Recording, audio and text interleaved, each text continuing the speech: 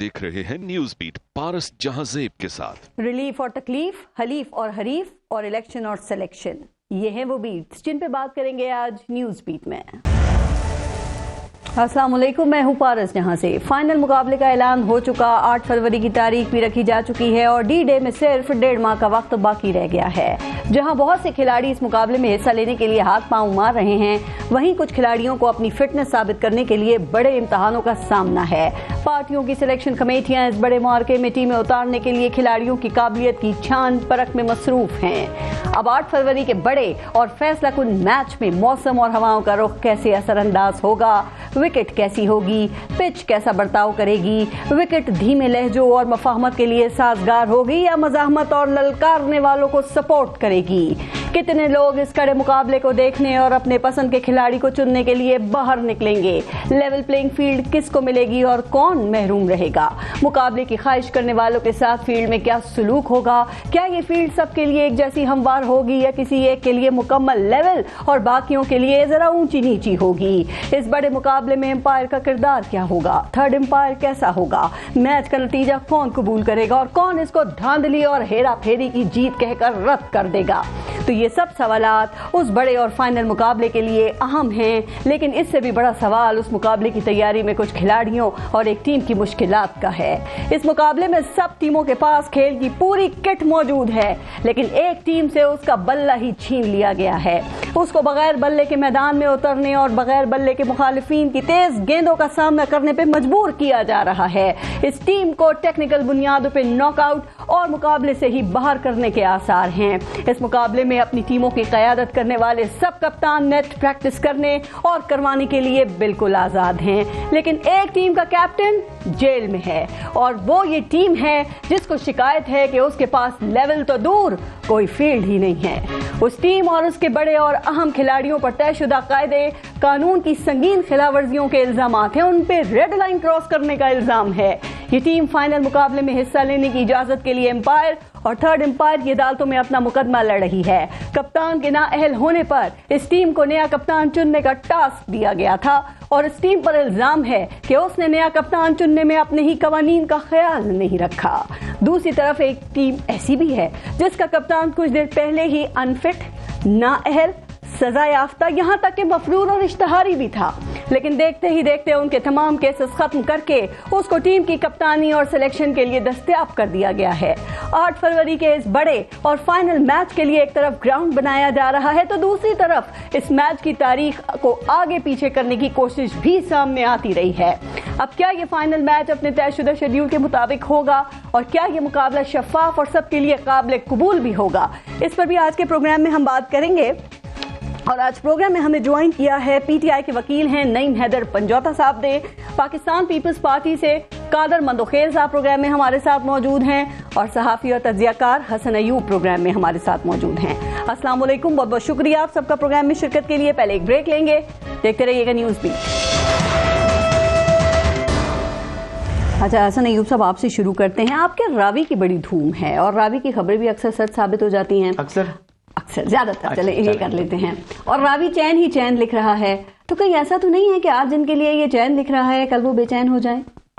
Possible है, इस बात मुमकिन है। देखिए सियासत में देखना ये है कि कौन क्या खेलता है। देखिए हर एक सूरत हाल होती है, उसमें आपने रिएक्ट करना होता है और एक्ट करना होता है। आपके एक्शंस क्या हैं वही आपके लिए नताइज बरामद करेंगे।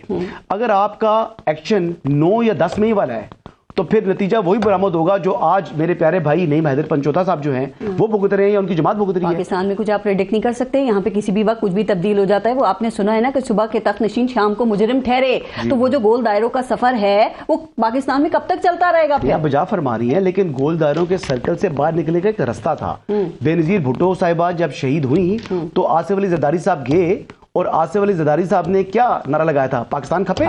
और जब नवाज शरीफ साहब को निकाला गया तो उन्होंने क्या कहा, मुझे क्यों निकाला, बस इतनी बात थी। इनको तो अभी निकाला ही नहीं था।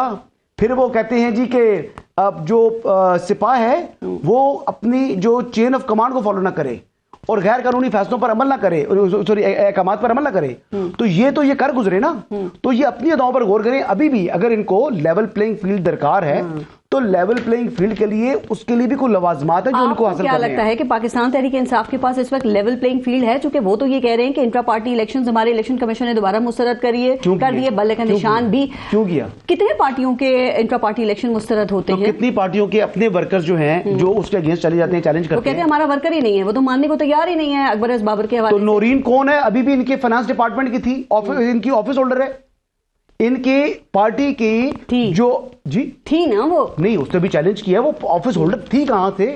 वो ऑफिस होल्डर है। नौरीन कौन है? मैं तो खुद देखता रहा हूं यहाँ पर वो इलेक्शन में हमेशा G6 वाले ऑफिस से लेकर बनी गाला तक वो पहुंचती थी। वो कह रहे हैं कि वो स्टेक होल्डर नहीं है जो ये शिकायत लेकर गए हैं, और मुझे ही बताइए डिसाइड करेगा। जब जमहूरियत है तो जमहूरियत में तो हर एक का हक है ना। तो ये जमहूरियत सिर्फ इलेक्शन कमीशन जो है वो पाकिस्तान तहरीक इंसाफ के अंदर ही ढूंढ रही है? मुझे ये बताइए बाकी पार्टियों में इंट्रा पार्टी इलेक्शन में जमहूरियत के उसूलों को कितना पेपर वर्क है? वो इलेक्शन नहीं है, सिवाय जमात इस्लामी के तमाम सियासी जमातों में पेपर वर्क है, लेकिन फॉर्मेलिटी है। लेकिन किसी भी पार्टी का, चाहे पीपल्स पार्टी है, चाहे JUF है, चाहे मुस्लिम लीग नवाज है, उनका वर्कर इलेक्शन कमीशन में दरखास्त देके गया है? नहीं। अच्छा, मजे की बात यह है कि इनको फिर भी ऑप्शन मिल गया कि आप अपना जो है वो दोबारा करा लें, यानी अपने जो इंट्रा पार्टी इलेक्शन से करा लें। तो फिर उन्होंने क्या कराए? जो चीफ इलेक्शन कमिश्नर जिसकी आईनी मुद्दत इनके आइन के मुताबिक, तहरीक इंसाफ के आइन के मुताबिक 5 साल है, उसको आपने जो है बरतरफ किया नहीं है, रिजाइन उसने दिया नहीं, और एक शख्स जो कि इलेक्ट ही नहीं हुआ, जिसके इलेक्शन के ऊपर सवाल उठा रहे हैं किसके? जो इनके पार्टी के सेक्रेटरी जनरल हैं, जो कि असद उमर के बाद आए हैं, उमर अयूब साहब। तो उमर अयूब साहब अब नियाजुल्लाह नियाजी साहब को चीफ इलेक्शन कमिश्नर मुकर्रर कर रहे हैं।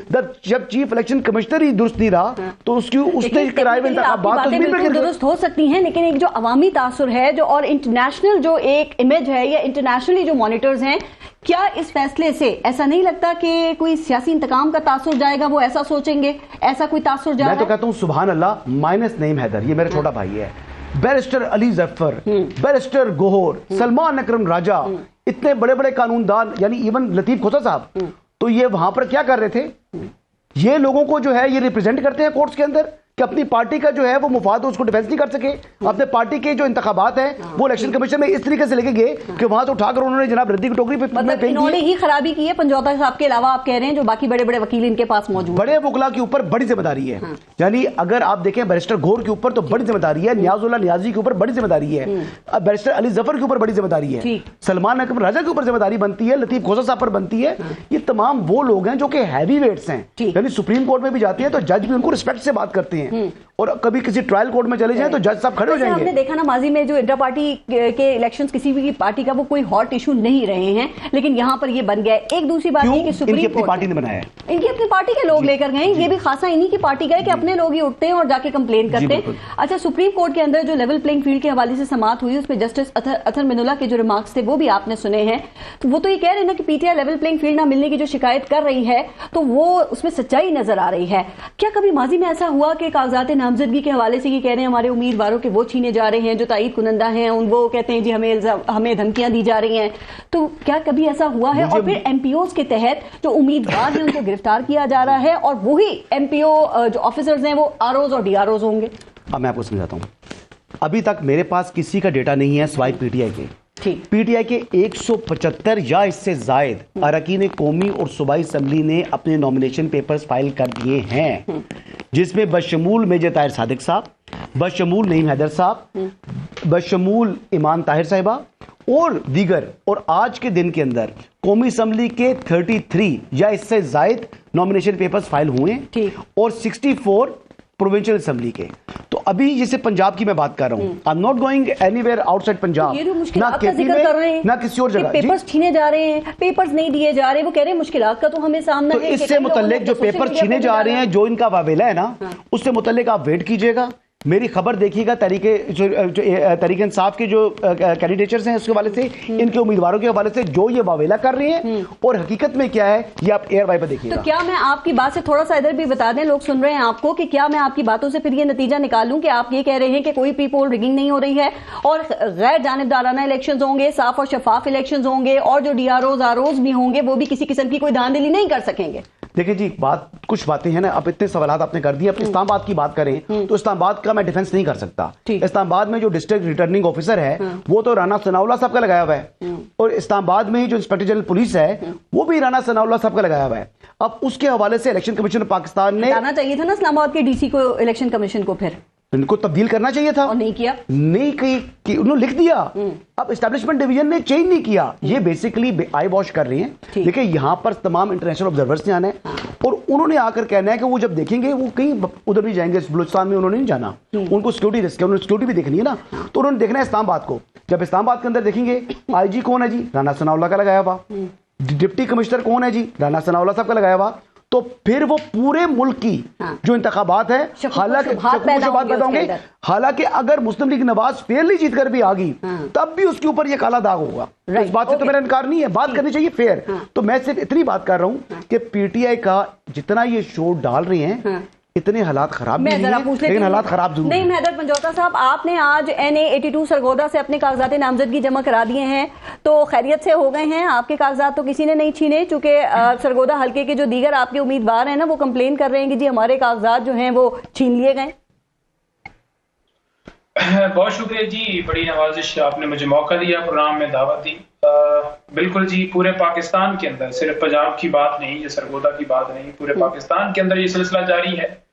एक जो उम्मीदवार है उसने 4-4-5-5 अपनी एप्लीकेशन इसलिए बनाई है क्योंकि जब वो जाते हैं तो रास्ते में जो है उनसे पेपर भी छीन लिए जाते हैं, वकला को भी गिरफ्तार किया जा रहा है। अब मैं बिल्कुल रिसेंट जो है आज की जो देता हूँ कि उसमें हमारे जो मौलाना सलाई साहब हैं उनकी वालदा की हैं और वो वीडियो मंजर-ए-आम के ऊपर आई हुई है, मैं भी आपके साथ शेयर कर दूंगा ब्रेक में, और वो चलाइएगा, हसन अयूब साहब को दिखाइएगा कि किस तरह से वो जो सादा कपड़ों में मलबूस अफराद जो हैं वो उनसे पेपर छीन रहे हैं। और सादा कपड़ों में तो कोई भी हो सकता है जी, वो ही ना, वो पेपर छीने बगैर ही चला गया।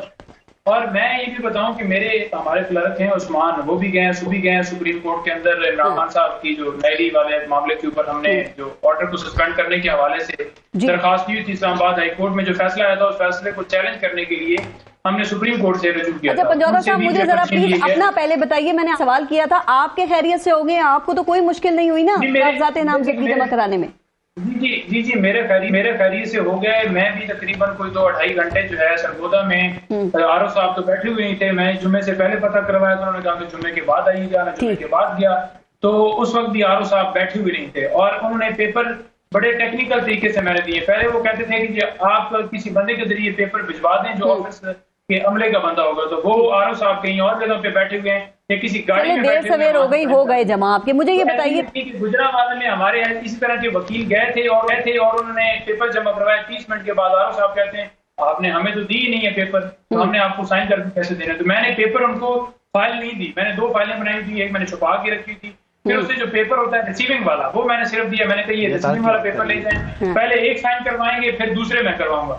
वो फाइल करवा के आया, फिर मैंने दूसरी, क्योंकि मैंने मीडिया वाले भी साथ लेके गया हुआ, वीडियो साथ बनाता रहा। उन्हें ये भी था कि हर वक्त टीवी के ऊपर इन्होंने जाकर बात करनी है, तो मेहरबानी कर दी 2-2.5 घंटे के बाद, और वो भी मुझे आरओ साहब नहीं मिले। आम लोग जो है हमारे वहां पर बैठे हुए थे, मेरे उसामा मेरे साथ रास्ते में थे, जिले के सदर हैं, उन्होंने 2-3 लोगों को, मुख्तलिफ लोगों को भेजा, उन्हें अगवा कर लिया गया। फिर हाई कोर्ट में गए, हाई कोर्ट से डायरेक्शन लिए, फिर उनके जाकर पेपर उन्होंने जमा करवाए। अगर पेपर जमा करवाने के ऊपर इतनी हर्डल है कि रात को छापे मारे जाएंगे, तो वो बंदा आए, कोई जो आएगा तारीफ कुनिंदा, तजवीज कुनिंदा, या पेपर कोई अटॉर्नी लेकर आए तो उस वकील को भी उठा लिया जाएगा, तो इलेक्शन कैसे फ्री एंड फेयर होगा? ठीक, ये एक बड़ा सवाल है कि इलेक्शन कैसे फेयर एंड फ्री होगा, उसके लिए इलेक्शन लड़ना भी है ना। ये बात आता है। ठीक, एक दूसरी बात, मैं इलेक्शन कमीशन का ही सवाल कर रही हूँ कि इलेक्शन कमीशन ने इंट्रा पार्टी इलेक्शन भी आपके मुस्तरद कर दिए हैं, बल्ले का निशान से भी अब आप महरूम हो गए हैं, अब आगे का लाहे अमल क्या है आपका? देखें, उन्होंने बल्ले का निशान से हमें महरूम किया, हम उस फैसले को चैलेंज करेंगे। और महरूम क्यों किया है? पहले भी हमने इंटर पार्टी इलेक्शन जो है अपने आइन के मुताबिक करवाए, दोबारा भी उनके कहने के ऊपर हमने अपने आइन के मुताबिक करवाए, जिसमें कहते थे कि इन्होंने शेड्यूल नहीं बताया, इन्होंने ओपन नहीं करवाया, इन्होंने सिलेक्शन कर ली है। किसी और जमात की भी आपने इलेक्शन जो है मुतनाज़ा बनाए हैं, किसी और जमात की भी आपने इलेक्शन की बात की है, और उस वक्त के ऊपर जाकर बात करना जब चीफ इलेक्शन कमिश्नर जो है वर्बल ऑर्डर अनाउंस करते हैं कि चेयरमैन PTI जो है वो चेयरमैन रहेंगे और बल्ले का निशान। अच्छा सर, अब आपने कहा कि आप इस फैसले को चैलेंज करेंगे। ठीक है, अब मुझे आगे करते हैं ना, मुझे ये बताया, आपने कहा इस फैसले को चैलेंज करेंगे, तो क्या उम्मीद है कि सुप्रीम कोर्ट से आपको रिलीफ इसमें मिल जाएगा? चूंकि पहले के जो मुकदमात थे उसमें सुप्रीम कोर्ट ये कह चुकी है कि हम इलेक्शन कमीशन के जो इख्तियारात हैं उनमें हम मुदाखलत नहीं करना चाहते हैं। देखिए, इलेक्शन कमीशन के जो इख्तियारात हैं वो ये तो है ना कि मुल्क के अंदर फ्री एंड फेयर इलेक्शंस हों और लेवल प्लेइंग फील्ड हासिल हो। तो निगरान हुकूमतें इस वक्त क्या न्यूट्रल है, जब उसके ऊपर इलेक्शन कमीशन कर ही कुछ नहीं रहा, उनकी सेक्रेटरीज और आईजी को लेटर लिख रहे हैं जो ये जुल्म करवा रहे हैं मुल्क के अंदर। कल जो लेटर लिखे गए हैं उसके ऊपर क्या इम्प्लीमेंट हुआ है? क्या आज यहाँ चीमा को हटाने का हुक्म दिया ना इलेक्शन कमीशन में, आप कह रहे इलेक्शन कमीशन कुछ भी नहीं कर रहा है। मुझे ये बताएं कि अगर अब ये फैसला आपके हक में नहीं आता तो फिर आपके उम्मीदवार आजाद हैसियत में इलेक्शन लड़ेंगे, आजाद तस्वुर होंगे? देखिए, हम पूरी उम्मीद रखते हैं कि बल्ले का निशान हर सूरत होना चाहिए। किसी और जमात की मुतनाज़ा नहीं बनाया गया, हमने अपने आइन के मुताबिक करवाया। ये सारी एक लोग प्लांट की गया, अकबर एस बाबर टाइप की और दीगर दरखास्तें दी गई जो कि पीटीआई के मेंबर ही नहीं थे, उनकी मेंबरशिप ही खत्म हो। वो हमारी पॉलिसी के खिलाफ, हमारे आइन के मुताबिक वो मेंबर ही नहीं रहे। उन्होंने हमारे खिलाफ पंजौता साहब, सपोज कहते हैं कि आपके मेंबर आपको सुप्रीम कोर्ट से रिलीफ नहीं मिला, मुझे बताएं कि फिर आपके जो उम्मीदवार हैं आजाद हैसियत में इलेक्शन लड़ेंगे, आजाद तस्वुर होंगे, या किसी छोटी जमात का आप सिंबल लेंगे? देखिए, बात यह है कि मैंने खान साहब से जब पूछा था, मैंने उनसे कहा था कि बल्ले का निशान अगर ना मिला तो क्या होगा। उन्होंने कहा जी कि बल्ला छोड़ के बिल्ली या कोई भी हमें दे देना निशान, फर्क नहीं पड़ता, क्योंकि वोट इमरान खान का है। लोग अवाम के साथ, लोगों के अंदर मायूसी फैलाई जा रही है। पहले बल्ले का निशान ना देकर अब ये है कि इनका जो है बल्ले का निशान भी नहीं होगा। पत्नी अब पीटीआई जब बल्ले का निशान नहीं होगा, नहीं मैडम जरा सुनिएगा, अगर बल्ले का निशान नहीं होगा तो आपके जो उम्मीदवार हैं ज़ाहिर पार्टी जो डिसिप्लिन है उससे भी फिर वो उसके पाबंद नहीं होंगे। तो आपको लगता है कि वो आपके कैप्टन के वफादार उस वक्त तक रह सकेंगे? और एक हलके में अगर 3-3 उम्मीदवार खड़े होते हैं, वो सब कहेंगे जी हम पीटीआई से हैं, तो आप कैसे बताएंगे कि ये हमारा उम्मीदवार कौन सा है? कंफ्यूज नहीं होगा आपका वोटर? देखें, अगर ऐसी सूरत हाल आई तो हम जब कहेंगे तो लोगों को हमारी जुबान के ऊपर पता है। जब खान साहब का पैगाम लेकर आते हैं लोगों को पता है, और हमारी कोर कमेटी मौजूद है, बाकायदा तौर पर एलामिया भी जारी होता है और लोग उसे ही जो है उसको फॉलो करते हैं। हमारी ऐसी कोई बात नहीं है। ये टोटल हल्के कितने बनते हैं? पैगाम आता है तो 800 कुछ है। हाँ? जिसको खान साहब और सूबाई मिला के बंदे को अलग अलग इंतखाबी निशान मिलेगा तो लोग कंफ्यूज नहीं होंगे फिर? ये वो आप यही कभी लाहौर में बट कढ़ाई देखे आपने लक्ष्मी चौक में? तो लाहौर में अगर जाए ना लक्ष्मी चौक में, तो आप रोड के इस तरफ या उस तरफ बट कढ़ाई, असली बट कढ़ाई, असली बट कढ़ाई, मैं एक दफा पहली दफा गया वो बट कढ़ाई की वहां पर देखने, पूछा, मैंने कहा कौन सी बट कढ़ाई है? इस तरह के दोस्त थे तो हमारे, उनको मैंने कॉल्स की, मैंने कहा जी बताएं कौन सी। फिर उन्होंने बताया कि ये जो 100 दुकानें हैं इनमें से ये है। तो एक हल्के में अगर 6 आ गए उम्मीदवार तो वो फिर जारी बात है वोट तो जाया होगा। चलें, जरा मंदोखेल साहब नाराज हो जाएंगे, जरा उनसे भी बात करते हैं ना। पहले मंदोखेल साहब ये बताएं कि पीटीआई ने लेवल प्लेइंग फील्ड ना मिलने पे, आपको पता तो नहीं, मुझे पता है आप हैं और आपको पूरा टाइम इंशाल्लाह मिलेगा। आप थोड़ा सा लेट बैठे, वरना आज का शो मैं आपसे शुरू करती। अच्छा सर, पीटीआई अब लेवल प्लेइंग फील्ड के हवाले से इलेक्शन का दौर है, भागते भागते देर हो गई ना थोड़ा सा बैठने में। मैं सवाल करती हूँ, पाकिस्तान तहरीक इंसाफ ने लेवल प्लेइंग फील्ड के हवाले से अदलिया का रुख किया है, जो वहां से रिमार्क्स आए वो भी आपके सामने है। दूसरी तरफ इलेक्शन कमीशन ने इंट्रा पार्टी इलेक्शन जो है वो उनके मुस्तरद कर दिए हैं, बल्ले का निशान भी अब नहीं है। आप इलेक्शन कमीशन के इस फैसले को दुरुस्त समझते हैं सर? पहली बात तो ये कि मौजूदा साहब वकील भाई है, ये अदालतों में अपने टाइम जाया कर रहे हैं। कुछ नहीं मिलेगा अदालतों से, लिख ले मेरे से। कहाँ जाएं फिर? कुछ भी नहीं मिलेगा। निगरान हुकूमत शायद कुछ दे, अदालत कुछ नहीं देगी। पिशावर हाई कोर्ट चले गए, क्या मिला? ये खाम लोग काले कोट पहन के अदालतों में अपना टाइम जाया करते हैं। अदालतों से मुझे बिल्कुल कोई उम्मीद नहीं है। इसी वजह से ये दुनिया के जुडिशल सिस्टम में 139 नंबर पर है। भला ये कोई बात है कि आपके पास एक पिटिशनर आया, आपने इसको चलाया, उसके बाद आपके इलेक्शन कमीशन कल ही फैसला करे कानून के मुताबिक। तो भाई ये बात बताने की क्या जरूरत है आपको? कानून के मुताबिक ही करते हैं, और कानून यही कानून है जो वो समझ रहे हैं। तो मैं समझ रहा हूँ पीटीआई को लेवल प्लेइंग फील्ड मिलना चाहिए, उनको अपने सिंबल मिलना चाहिए, और बैसियत पार्टी उनका कोई कसूर नहीं है। सर मैं आपकी बातों से क्या समझूं? आप समझते हैं इलेक्शन कमीशन का फिर दुरुस्त नहीं है, और आप ये भी समझते हैं कि सुप्रीम कोर्ट से इनको रिलीफ नहीं मिलेगा, और अगर इनको रिलीफ नहीं मिलता मंदोखेल साहब, तो क्या पीटीआई के लिए इलेक्शन लड़ना मुमकिन होगा? इनका वोटर कंफ्यूज नहीं होगा, वोट बैंक इनका कंफ्यूज नहीं होगा? देखिए, ये सारे जो अरबे इस्तेमाल हो रहे हैं ये मुस्लिम लीग नून को वोट दिलवाने के लिए हो रहे हैं। अच्छा। लेकिन पाकिस्तान की आवाम बाशऊर है, पाकिस्तान की आवाम को पता है कि पीटीआई का कैंडिडेट कौन होगा, पीटीआई का कौन कैंडिडेट है, चाहे वो भले का निशान हो या ना हो, और वो अपनी ख्वाहिश के मुताबिक वोट देंगे। और मुस्लिम लीग नून की मुखालफत में तो वो जरूर वोट डालेंगे। ये भूल गए ये लोग, ये जितने हरबे इस्तेमाल कर रहे मुस्लिम लीग नून वाले, पीटीआई का वोट उनके सामने कोई भी काला चोर खड़ा हो उसको वोट मिलेगा, इनको नहीं मिलेगा। तो सवाल ये कि इतने सारे ड्रामे करने की क्या जरूरत है। और फिर मैं सोच रहा हूँ बैसियत एक पॉलिटिकल वर्कर मैं समझ रहा हूँ कि ये वक्त हमारे पर भी आ सकती है, और हमारे पर पहले आ चुकी थी। एएनपी का नाम बदल चुका था, उसके बाद क्या एएनपी मिटा दिया गया, और पीपल्स पार्टी ने जब 2 नाम रखे तब भी ये खदशा था उस वक्त भी। तो मैं समझ रहा हूँ एएनपी का निशान भी खतरे में है, फैसला महफूज है। आपने आपको तलवार के निशान नहीं महरूम किया गया तो आपने तीर के निशान पे इलेक्शन पीपल्स पार्टी ने लड़ा और जीता भी। लेकिन क्या कभी ऐसा हुआ है कि इतनी बड़ी एक जमात जो है वो उसके उम्मीदवार आजाद हैसियत में इलेक्शन लड़े? ऐसा तो नहीं हुआ ना कभी। सेनेट में हुआ था सिर्फ नून के जब मियां साहब की सदारत, लेकिन वो इनडायरेक्ट इलेक्शन होते हैं ना, उसका आवाम से ताल्लुक नहीं होता। जी देखिए, बात ये कि आज का सोशल मीडिया का दौर है, वो जमाना नहीं गया कि लोग पीटीवी में एक झलक आने के लिए सिफारिशें लड़वाते थे। आजकल कोई चैनल किसी को ना भी बुलाए, सोशल मीडिया में नौजवान पाकिस्तानी शहरी अपनी भड़ास निकाल लेते, अपने वीडियो भी बना लेते, टिकटॉक भी बना लेते, गाने भी बना लेते।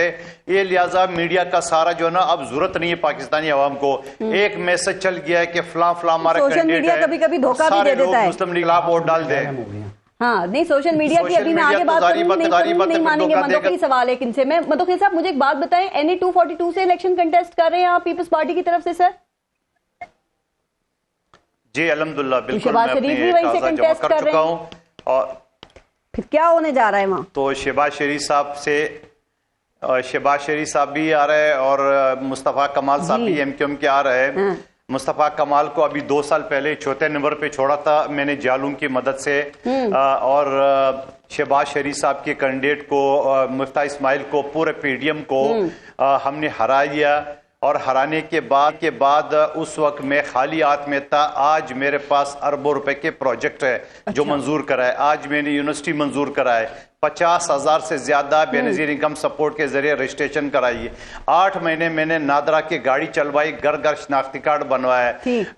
2 अरब रुपए की गैस की लाइनें, मेगा प्रोजेक्ट, 9 अरब 20 करोड़ के प्रोजेक्ट मंजूर करा चुका हूं। यूनिवर्सिटी मंजूर करा, बिल्कुल इतने काम हो चुके हैं। अब मुझे बताओ कि लोग पूछेंगे शहबाज शरीफ साहब आएगा, मुझे आप वोट दे के मैंने बनूंगा, तो लोग बोलेंगे आप तो वजीर आजम बन गया, तो आपने तो 1 रुपए का काम नहीं किया है। उस वक्त के बाद आई नहीं है, आज किस मुंह से आ रहा हो कराची में, और आपने कराची के लोगों को धोखा दिए, आपने K4 आपने K5 मंजूर नहीं किया, कुछ भी नहीं किया, वो अधूरा छोड़ा था। अच्छा, एक और बात, मुझे ब्रेक लेनी है। नून लीग के जिस उम्मीदवार को हराया था आपने इस हल्के से, तो वो तो कुछ इम्कान था PTI में जा रहे हैं, मुफ्ता इस्माइल, अब सुना है वो भी पीपल्स पार्टी ज्वाइन अप करने जा रहे हैं, और फैसल वावडा जिनकी आप काफी तारीफ करते रहे हैं, जिनके हल्के से फिर बाद में आप MNA बने, वो भी सुना है पीपल्स पार्टी ज्वाइन करने जा रहे हैं। तो क्या वाकई ज्वाइन भी करेंगे और वेलकम करेंगे आप उनको? जी बिल्कुल वेलकम करेंगे, फैसल वाडा साहब को भी करेंगे, मुफ्ता इस्माइल साहब करेंगे। दुश्मन का दुश्मन दोस्त होता है, ये तो मुहावरा है। हर आदमी पीपल्स पार्टी के दरवाजे खुले, जो जाना चाहे वो जाए, जो आना चाहे वेलकम। ये तो सियासी पार्टी है, हम किसी को न मना करता है, अपना मफाद देखना चाहिए, आने वाला भी पार्टी में जाने से मना करते हैं। बिल्कुल ठीक है, एक ब्रेक लेते हैं, देखते रहिएगा न्यूज भी। अच्छा हसन अयूब साहब, वो शेर तो सुना होगा ना कि बड़ा शोर सुनते थे पहलू में दिल का, जो चीरा तो एक कतरा खून निकला। तो वो जो साइफर केस था इमरान खान का, उसमें अब जो उसके हवाले से भी सुप्रीम कोर्ट के रिमार्क्स थे, आपको लगता है कि उसके बाद अब इस केस में भी कुछ बाकी बचा है? कोई हवा, ये सारी हवा निकल गई है या हवा थी नहीं, भरी गई थी सिर्फ? नहीं, वो केस की जो मेरिट्स है उसको तो टच ही नहीं किया गया। केस के मेरिट्स को तो सुप्रीम कोर्ट ने भी कहा मैंने टच नहीं किया। और मंडला साहब के रिमार्क्स की बात करी, वो कह रहे हैं ना कि मंडला साहब ने जो रिमार्क्स दिए वो अननेसेसरी हैं, मासूम, वो उनके कहने से मासूम हो जाएगा। बात ये है कि उन्होंने ट्रायल तो देखा ही नहीं है, ट्रायल के फैक्ट्स कहाँ देखे हैं उन्होंने। अच्छा, और मजे की बात ये है कुछ स्पेशल प्रोसिक्यूटर साहब थे, रिजवान अब्बासी साहब, मिलियंस ऑफ रुपीस उसको जो है वो आपने दे रहे हैं, यानी उसको फीस पे कर रहे हैं, और वो आकर अपने केस को उसने प्लीड ही नहीं किया, सिर्फ जजेस के सवालात के जवाब देते रहे हैं। अब अगर आपने साइफर केस की बात करनी है तो साइफर केस में देख लें कि क्या चेयरमैन तहरीक इंसाफ की ऑडियो मौजूद है जिसमें वो कह रहे हैं मैंने इस पर खेलना है, जिसमें आजम खान साहब की भी ऑडियो है। चले मान लीजिए कि वो कह रहे हैं कि टेम्पर्ड है जो कुछ है, अगर आजम खान साहब खुद उसको कन्फेस कर रहे हैं कि जी ये हमारी ऑडियो हमारी गुफ्तगू हुई है, कंफर्मेशन दे रहे हैं, फिर तो वो एविडेंस होगा या नहीं होगा? डिकोडेड कॉपी को हम साइफर कह सकते हैं? देखिए होता ही है, जो डॉक्यूमेंट लीक हुआ है अगर वो ओरिजिनल साइफर लीक हो जाए सपोजिटली, तो वो आपके हाथ अलग जाए या मेरे हाथ लग जाए, हमारे किस काम का? हम पढ़ ही नहीं सकते ना समझ सकते हैं। जो चेयरमैन तहरीक इंसाफ ने या बानी चेयरमैन तहरीक इंसाफ ने इस्लामाबाद में लहराया था, पीटीआई कहती है कि जो उस दिन इस्लामाबाद में मजमा था वो लाखों का मजमा था, मेरा व्यू है शायद वो हजारों का था। अगर वो लाखों का मजमा था तो लाखों के मजमे में जो लहराया था वो क्या लगा? वो साइफर ही कहलाएगा ना। और फिर जो आपने जो यूएस के पब्लिशर ने पब्लिश किया, जब इन्होंने हमारे चैनल पे हमारे चैनल के ऊपर कहा जो है मारिया मेमन साहिबा को कि जी वो मुझसे कॉपी खो गई है, जो उसकी ट्रांसलेशन कॉपी थी, अगर वो खो गई है तो फिर वहां जो पब्लिश होगी है मुमकिन है ये वही हो। और अगर ये जहां से खोई है बनीगाला में, तो बनीगाला से फिर अमेरिका कैसे पहुंची? ठीक, कोई इंस्टेंट ट्रांसमिशन थी कि यहां से वो ट्रांसमिट हुई, गायब हुई और वहां पर कॉपी पहुंच गई? तो ये बहुत से सवालात हैं। ये देखिए उन्होंने कोर्ट ने भी क्या कहा है, ऑर्डर तो वो है जो जस्टिस मंसूर शाह और जस्टिस सरदार तारिक मसूद साहब का है। अब ऑथर थे जस्टिस मंसूर शाह, तो इसलिए मैंने पहले नाम लिया, वरना सीनियरिटी में तो कायम मकाम चीफ जस्टिस है इस वक्त सरदार तारिक मसूद साहब। तो वो ऑर्डर क्या कहता है? वो कहता है कि इस मामले की मजीद तहकीकात दरकार है और ये मामला ट्रायल के अंदर मजीद खुलेगा। अच्छा, वो मैं आपके भी साइफर की कॉपी नहीं मिली, शहबाज शरीफ साहब तो थे ना वहां पे, वो ट्रांसलेशन कॉपी बिल्कुल वहां पर वो कॉपी जो थी। अच्छा, अब क्वेश्चन क्या है साइफर केस में, अगर देखें ना अगर जान है या नहीं है, अगर तो साइफर डी क्लासिफाई हो गया या उसकी जो कॉपी है वो डी क्लासिफाई वो नहीं हुआ था, अगर वो डी क्लासिफाई होगी फिर तो साइफर केस में जान ही नहीं है। और अगर अगर वो अगर डी क्लासिफाई नहीं हुआ और उन्होंने आगे से लीक कर दिया है, फिर चेयरमैन तहरीक इंसाफ की और शाह महमूद की बचत नहीं है। और मैं आज आपके प्रोग्राम में बता रहा हूं कि साइफर केस में इमरान खान को सजा होगी, ना हुई अदालत से, ना हुई खुसूसी अदालत से। इस ट्रायल में अगर इमरान खान बच के, केस के मेरिट के ऊपर बात कर रहा हूं, इस केस को जिस तरीके से खुफिया रखा हुआ है, इन कैमरा किया हुआ है, ये तमाम चीजें की हुई है, ये इसके ऊपर शकूक व शुबात खड़े कर रहे हैं, जो कि मेरे ख्याल से ये नहीं होना चाहिए, इसको ओपन होना चाहिए और इस केस को रिपोर्ट भी होना चाहिए। साइफर केस में लेकिन अगर बचत हो जाए, अगर सजा तो मैं आकर माफी मांगूंगा, तो हाई कोर्ट या सुप्रीम कोर्ट में वो सजा बरकरार रह सकेगी? अगर खुसूसी अदालत से साइफर केस में इमरान खान को सजा हो जाती है, तो ट्रायल के अंदर जो प्रोसिक्यूशन है वो अपनी कोई गलती अगर कर जाए, तो मैं आज तो बोल नहीं सकता ना, अभी तो ट्रायल को कंक्लूड होने दे तो उस पर मैं बात कर सकता हूँ, रह सकता है या नहीं रह सकता। लेकिन जो केस के मेरिट्स हैं उसके ऊपर बचत नहीं है। रावी क्या कहता है नाअहली के हवाले से इमरान खान की, कि नाअहली रहेंगे या ये मामला भी सुप्रीम कोर्ट में जाएगा और वहां से इलेक्शन लड़ने के लिए अहल हो जाएंगे? रावी कहता है कि इमरान खान जो बानी चेयरमैन है तहरीक इंसाफ के, वो नाअहल नहीं रहेंगे बल्कि शदीद नाअहल होंगे। अभी जो नाअहली हो चुकी है ना, अभी 2 या 3 मजीद नाअहलियां होंगी, यानी वो शदीद नाअहल तरीन हो जाएंगे। मैं आपका एक ट्वीट भी देख रही थी, आपने कहा स्क्रीनशॉट रख लें, इंतखाबात 8 फरवरी को होंगे और 8 फरवरी को पीटीआई जारी मकबूलियत उसकी ज़मीबोस होने जा रही है, चूंकि रावी इस मुतालिक 10 ही 10 लिख रहा है। आप कैसे कह सकते हैं कि इमरान खान की मकबूलियत जो है वो जाली है? और आपके ख्याल में इस वक्त मकबूल तरीन लीडर कौन है? मकबूल तरीन लीडर कौन है? हाँ, और वो जारी कैसे वो है? तो अभी फैसला हो जाएगा जो कि इंतखाबात आएंगी, इंतखाबात से बेहतर पोलिंग कहीं नहीं हो सकती। ख्याल भी होगा ना जी, मेरा ख्याल कौन लग रहा है मकबूल लीडर आपको? आप सूबे की बात कर लें, पीपल्स पार्टी सिंध में सबसे मकबूल है। और अगर मैं वफाक की बात करूं, ओवरऑल मुल्क में कौन लीडर है पूरे मुल्क में बजायर इस वक्त, यानी अभी बिल्कुल क्लियर नहीं, इलेक्शन कैंपेन चलनी है, इलेक्शन कैंपेन में पता लगेगा, लेकिन इस वक्त तक मेरे हिसाब से 21 अक्टूबर के बाद मुस्लिम लीग नवाज है और नवाज शरीफ साहब हैं, लेकिन ये ऊंच नीच हो सकती है। और इमरान खान की आसिफ अली जरदारी साहब ही इज मतलब टू गुड पॉलिटिशियन। उनकी सियासत जो आप देखते हैं, और एक्चुअली जो कहते हैं ना सियासत में वाकई पीएचडी है, तो आसिफ अली जरदारी साहब को मैं मानता हूँ, मैं उनका बहुत एडमायर करता हूँ। आपने मंदो खेल साहब को खुश कर दिया इस बात? नहीं, मंदो खेल साहब से तो मेरी बातचीत भी नहीं है, लेकिन उन्होंने 2 चीजों में बात ऐसी की है कि वो मैं काफी ऑफेंड हुआ उनसे। लेकिन बात यह है कि जरदारी साहब की सियासत का मैं मोतरफ था, मोतरफ हूँ, लेकिन मैं जो बात बता रहा हूँ कि आने वाले दिनों में तहरीक इंसाफ की जाली मकबूलियत जमीन बोस इस वजह से होगी। जाली है कैसे? क्योंकि सोशल मीडिया के ऊपर है ना, बोट्स है ना, सोशल मीडिया के ऊपर बोर्ड इस्तेमाल कर रही है जी। अब सोशल मीडिया धोखा देता है। अभी मंदोखेल साहब ने सोशल मीडिया के कितने फवाइद बताए, वो कहते हैं आपकी और हमारी जरूरत नहीं है, मेन स्ट्रीम मीडिया की जरूरत नहीं है, आप सोशल मीडिया ये उनके ख्यालात हैं, मैं उनसे इत्तेफाक नहीं करता। ठीक, पंजौता साहब आप कहते हैं इमरान खान मकबूल तरीन लीडर हैं, मुस्कुराते हुए आप हसन अयूब साहब की बातें भी सुन रहे थे, तो ये मकबूलियत जांचने का मयार क्या है? क्या ये सिर्फ सोशल मीडिया है और ये सर्वेज वगैरह ही हैं बस? देखें, इन्होंने जिमनी इलेक्शन करवाए हैं और उसमें 20 में से 15 सीटें जो हैं वो इमरान खान जीता है, तो मेरा ख्याल में मकबूल नहीं था तो इसलिए जीत गया है। उसके डायनामिक्स अलग होते हैं। साहब की बात की जाए, साहब नाम में एक बैठे हुए ये कहा था कि मैं चैलेंज करता कि साहब वो उसे डिक्लासिफाइड किया ही नहीं गया। आज इनका सुप्रीम कोर्ट में ये बात गई है और सुप्रीम कोर्ट ने ये कहा है कि साइफर जो था वो होता क्या है, तो वो बताया कि जी वो कोड्स होते हैं।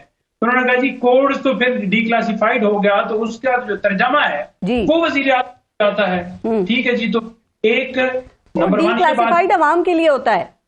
जो सेक्शन 5 है उसके मुताबिक उन्होंने कहा कि ये जो है, ये जो केस बनाया है उन्होंने, वो साबित कर पा रही।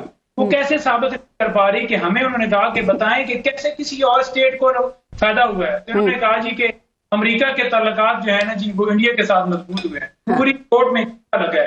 तो जनाब जो है हसन अयूब साहब अगर ऐसी बातें उसके ऊपर करेंगे, ठीक करेंगे, फिर इनकी अपनी है। मैं नहीं मानता दिल के ऊपर हाथ रखकर कोई अगर कह दे कि इमरान खान से ज्यादा नवाज शरीफ जो है मकबूल है, तो मेरा ख्याल में हम इलेक्शन से पीछे हट गए। जी बिल्कुल, नवाज शरीफ मकबूल है, मैं दिल पर हाथ रख के बता, मैं ये लिस्ट मेरे सामने पड़ा हुआ है। वो कह रहे हैं मेरे हिसाब से भी है, नवाज शरीफ ज्यादा मकबूल है और अक्सरियत भी लेंगे पंजाब के अंदर, तो उड़ा के रख देंगे इनको। अच्छा, और ये तो केवल में JUIF से मार खा रहे हैं। अच्छा, और पीपल्स पार्टी से। मंदोखेल साहब जरा आप बताइए कि आपके ख्याल में किस लीडर की मकबूलियत इस वक्त सबसे ज्यादा है, और क्या लीडर की मकबूलियत जांचने का पैमाना ये सर्वेस, पोल और सोशल मीडिया ही है सर? देखिए, अच्छा हुआ आपने हसन अयूब साहब को बिठाया, मुस्लिम लीग नून की जरूरत नहीं पड़ी आपको बिठाने की। ये जिस तरह दावे कर रहे हैं मुस्लिम लीग नून के बारे में, क्या इनको ये नहीं पता कि पाकिस्तान की तारीख में इतना भयानक और इस तरह फ्रॉड केस जो नवाज शरीफ का हुआ है वो किसी का नहीं हुआ है। एक शख्स मुजरिम हुआ, जेल में बंद था और शाही तैयारे में सऊदी अरब चला गया और बड़े आराम से 10 साल का मुआहिदा करके 6.5 साल बाद आया। अदालतों ने बोला आइए जनाब आपका इंतजार हो रहा था, रिलीज। उसके बाद फिर ये शख्स सजा याफ्ता हो जाता है, फिर शाही जहाज खड़ा हो जाता है, फिर उसको लंदन ले जाता है और आराम से वहाँ पे अपनी ऐश ऐश की जिंदगी गुजार के, और जब इलेक्शन का शुरुआत होता है फिर ये शाप तशरीफ ले आते हैं और अदालतें उसको सलूट मारती है, DIG से सलूट मारता है, नादरा उसकी अंगूठे लगवाता है, हाई कमिश्नर उससे मिलता है और मुजरिम बैठ के लंदन में मैं लिख के देता हूं 4थी मरतबा वज़ीर आज़म होगा। काश हसन अयूब साहब आप पाकिस्तान की अदलिया को ये एतमाद रखते, अगर अदलिया होती, अगर इंसाफ होता तो ये शख्स बरी नहीं ये जेल के सलाखों में होता। अगर इंसाफ हो, मेरे साथ पाकिस्तान के टॉप के कानूनदार को बिठा दे। नवाज शरीफ साहब आज भी नायल है और ये इलेक्शन नहीं लड़ सकते, ये MNA के लिए क्वालिफाई नहीं कर रहा है। सुप्रीम कोर्ट का फैसला पड़ा हुआ है। आप सुप्रीम कोर्ट के सीनियर वकील जनवरी को ये तायात नाहिदी के हवाले से सुने ना, केस लगा हुआ है। बात ये होता है, अगर दूसरी बात ये होता ना, ये करप्शन का टोला है, ये पूरा खानदान टोला है, ये लूट मार के लिए पाकिस्तान आते हैं, अपनी महल बनाते हैं, बाहर पैसे शिफ्ट करते हैं और फिर इख्तिदार के लिए पाकिस्तान आते हैं। खुदा को खौफ का लो। आप मुझे बता दो पाकिस्तान में ऐसे शर्मनाक केस कभी हमने देखा नहीं है जो नवाज शरीफ साहब का है। अच्छा मंदोखेल साहब मेरा सवाल तो सुने ना, मुझे ये बताएं कि 2017 में दुनिया में आप 2017 में सजाएं दुरुस्त हुई थी जो ना वो तावक और कुलिया और फिर सुन ले सफारिश सुन ले, शहबाज शरीफ साहब को लाहौर जो उनका गढ़ कहता है उनको घेराव करके इसके गाड़ी के हिस्से तोड़े गए और माफिया मांगने के लिए फिर लोगों के पास ये पहुंचे या लोगों को अपने साथ बुलाया। अता तारड़ को जो ना भगा दिया हल्के से, एम्पायर की उंगलियां ढूंढ रहा है। ओ भाई आ जाओ ना मैदान में, इलेक्शन लड़ो, पता चल जाए तुम्हें। ये बैठा हूं ना, आज भी मैं NA2 फोटो में बैठा हूं, शहबाज शरीफ का इंतजार करो, आइए आपको वो इबरतनाक शिकस्त दूंगा कि आपके अगले पिछले सारे याद रखेंगे। कौन सा ख्वाब में रहते हैं? अदालत को आपने रफीक तारड़ ने पहले ब्रिक के अदालत को खरीदने के लिए जो था, आज उसका वो लुगा हुआ है। अच्छा, एक सियासी सवाल और, ये तो मियां साहब ने बात कर दी, आपने सरकारी अफसरान को अपने गुलाम बना के रखे। आप बात करो इंसाफ की, अदालत की, आइए ना मैदान में। बताएं, ओके, अगर पाकिस्तान पीपल्स पार्टी को मुकम्मल तौर पे लेवल प्लेइंग फील्ड मिल जाती है, मुझे बताएं कि पीपल्स पार्टी पंजाब में कितनी नशिस्तें हासिल करेगी? वही आपको पंजाब के हवाले से ही कंप्लेंट्स है ना।